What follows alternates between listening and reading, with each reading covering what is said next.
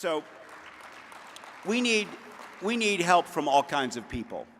And I want to speak about the religious community. And I will use the word church, but you can put in there whatever word works for you, whether that be synagogue or mosque or whatever. And even if you're not a religious person, I want you to understand the importance of enlisting the religious community in our struggles, because 90% at least of the oppression you and I experience as LGBT people come from the Abrahamic faiths of Judaism, Islam, and Christianity. And you know, it's in the water. It's in the air we breathe. I had helped start a group for LGBT and questioning teens in Concord, New Hampshire. And one night I was sitting with a few of them, and not a single one of them came from a religious home. They couldn't have found Leviticus in the Bible if their lives had depended on it. But every one of them knew the word abomination. And every single one of them thought that's what God thought of them. It's just in the culture, isn't it? You don't have to live in Utah for it to be in the culture. We have let the religious right take the Bible hostage, and it's time we took it back.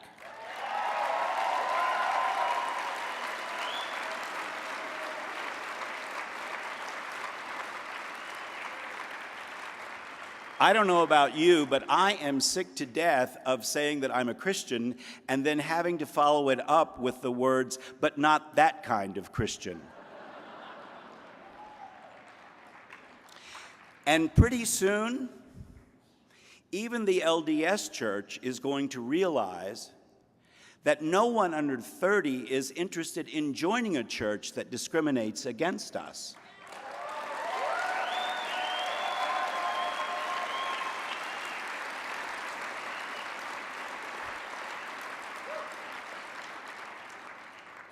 And the Mormons who really care about their people are going to realize the kind of torment that has happened in Mormon families when one or the other of the spouses understand themselves to be gay or lesbian and then have to do something about it.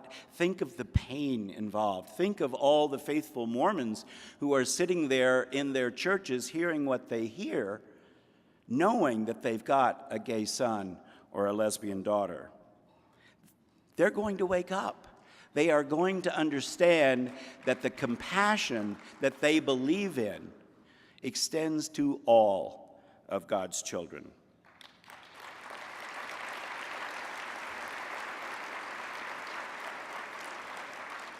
Now, what that requires of you, especially if you are LGBT, is you have to come out about being religious.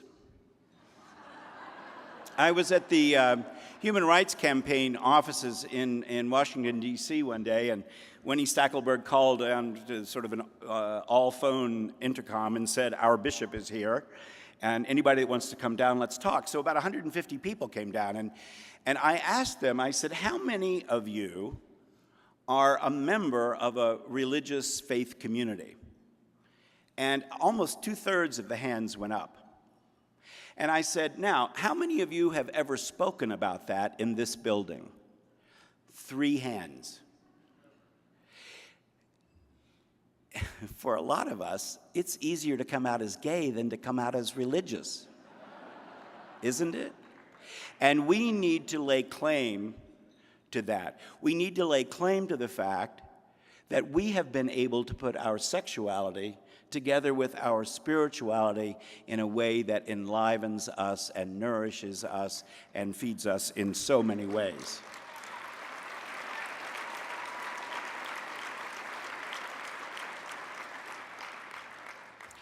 So you and I need to show some chutzpah.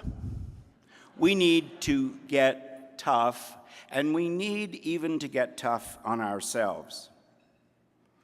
I want to say that we have got to start drawing the connections between all of the isms that face us.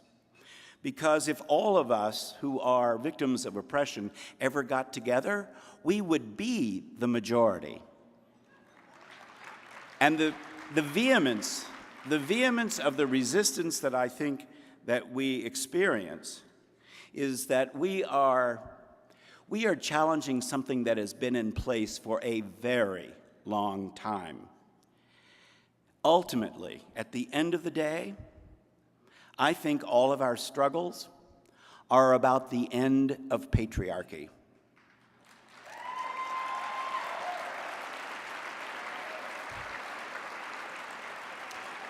For a very, very long time, gay, white, straight, educated Western men have made most of the decisions for most of the world, and that gig is up.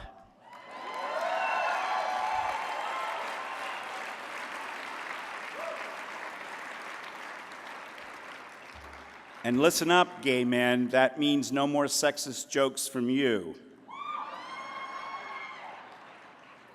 What I think we are dealing with in our movement is not so much homophobia anymore. There are plenty of homophobic people out there. There's plenty of hatred. But let's remember that we have made some serious gains. And there is a vast movable middle that don't hate us anymore, but they don't celebrate us either. They've stopped wanting to kill us, but they're not quite yet ready to celebrate us either. And so what I think we are dealing with in our movement is heterosexism, and it's a word that we should start using more. It's very easy to say, well, I'm not phobic about gay people, but heterosexism puts the onus where it should be, which is on a real ism. You know what an ism is? It's prejudice plus power. Prejudice, anyone can be prejudiced against anyone else, but when you combine prejudice with the power to enforce that prejudice in laws, in customs, in religions, and so forth, then you've got an ism. And what we have in place is a system that rewards straight people over LGBT people. Racism is favoring one race at the expense of the other. Sexism is favoring one gender at the expense of the other. And what we have is heterosexism in this country. And that's why Don't Ask, Don't Tell is so important, why marriage is so important. Because this is not just about rights. Aretha got it right. It's about R-E-S-P-E-C-T.